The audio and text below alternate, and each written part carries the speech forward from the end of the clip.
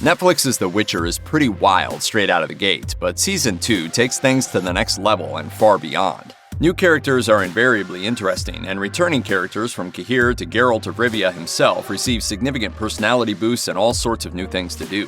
When it comes to the plot, however, it's all about Ciri. Princess Cirilla is at the center of virtually every plot thread of the season, regardless of who's weaving them. As a result, the vast majority of the various characters' plans in the show, evil or otherwise, somehow revolve around her and her largely untapped but incredibly strong magical powers. By the ending of The Witcher Season 2, it's clear that the season's more or less been all about her, which of course is only fair play considering the run-for-your-life ringer poor Ciri was put through in Season 1. When you first meet Ciri in Season 1, she's fearful and, out of necessity, has to use the vast majority of her energy to simply survive. Season 2 Ciri, on the other hand, is on a much stronger footing. She's finally found Geralt and can now exist beyond simple survival mode. She's strong, driven, and extremely determined to do whatever it takes to get back to Ciri. Even if you don't take her magical powers into account, she's proving to be a commanding presence, and a tenacious warrior who trains hard enough to actually impress the Witchers of Kaer Morhen. But there's one Ciri-related scene in The Witcher Season 2 that some fans think went too far. Interestingly enough, Ciri's all-permeating presence within the plot's various threads doesn't seem to have noticeably soured viewers to her. In fact, Freya Allen's stellar work in the role makes the character extremely easy to like, regardless of how much plot poor Ciri has to carry on her back.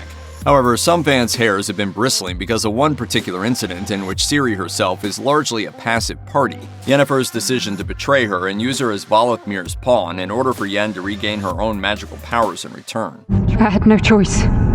Like chaos. I thought I had to. I'm so sorry, Ciri. One Twitter user posted, "My main gripe is that you've written characters completely opposite of what they're supposed to be. I mean, Yennefer would never betray Ciri." Another pointed out, "Book Yennefer would never knowingly betray Ciri." Things eventually turn out as fine as they can within the context of The Witcher, but Ciri and Yennefer might still have a long way to go before they establish complete trust, even though circumstances obviously conspire against them during The Witcher Season 2. Still, fans certainly seem to think that this early breach of trust went too far. Though some fans call out the unfortunate bump on the road that's Yennefer's betrayal of Ciri, the princess herself seems to be largely beloved by the Season 2 fandom. One fan wrote on Reddit, "Love Geralt, Ciri, and Yen's dynamic. Different from the books, but that is absolutely fine." Another agreed, posting, "Actress who played Ciri did a really good job."